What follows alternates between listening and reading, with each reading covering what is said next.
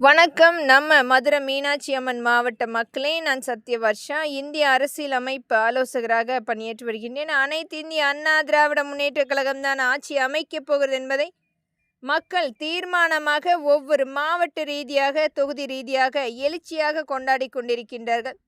நம்முடைய அனைத்து இந்திய அண்ணா திராவிட முன்னேற்ற கழகத்தின் வேட்பாளர்களுக்கும் நம்முடைய கூட்டணி கட்சி வேட்பாளர்களுக்கும் மிகப்பெரிய அமோக வரவேற்பு கொடுத்து ஆரவாரமாக அந்த கூட்டம் பிரதிபலித்து கொண்டிருக்கிறது. வரப்போகிற ஆட்சி அமைப்பு என்பது அனைத்து இந்திய அண்ணா திராவிட முன்னேற்ற கழகத்தின் ஆட்சிதான் என்று ஒவ்வொரு இடத்திலுமே அநீதிகளுக்கு மேல் அநீதி செய்து மக்களை அச்சுறுத்திய இந்த திராவிட முன்னேற்ற கழகத்தினுடைய ஆட்சி அமைப்பை விரட்டியடிக்கப்பட வேண்டும். ஒவ்வொரு குழந்தைகளுக்கும் பெண்களுக்கும் நடந்த அநீதி என்பது ஈடுகட்ட முடியாத இழப்பு. தமிழ்நாட்டில் 35,000 பெண்கள் கற்பழிக்கப்பட்டு வழக்குகள் பதிவு செய்திருக்கின்றார்கள்.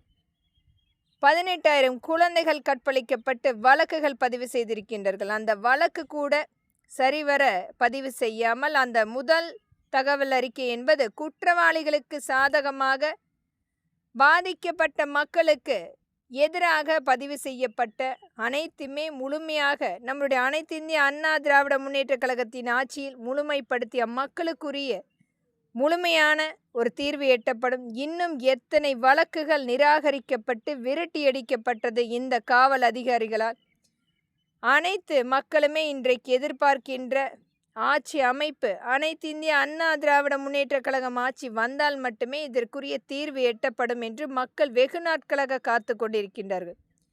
திராவிட முன்னேற்ற கழகத்தினுடைய கைக்கூலிகளாக, அடிமைகளாக, கொத்தடிமைகளாக, கொடுக்கின்ற பணத்துக்காக, விசுவாசிகளாக, அஃபீஷியல் ரவுடிகளாக இந்த காவல்துறை இன்றைக்கு கட்ட பஞ்சாயத்து ஆட்களாக மக்களை விரட்டியடித்து கொண்டிருக்கின்றார்கள். மாணவர்களை விரட்டியடிக்கக்கூடிய ஆட்சி நமக்கு வேண்டுமா என்று ஒவ்வொரு இடத்திலுமே மக்களும் பதிவிட்டு கொண்டிருக்கின்றார்கள். ஒவ்வொரு பெண்களையும் விலை பேசுகின்ற பெண்களை ஒரு மிகப்பெரிய மோசமான நடத்தக்கூடிய ஆட்சி அமைப்பு என்பது இந்த திராவிட முன்னேற்ற கழகத்தினுடைய ஆண்டுகளாக, வருடங்களாக நாம் பார்த்து கொண்டிருக்கின்றோம்.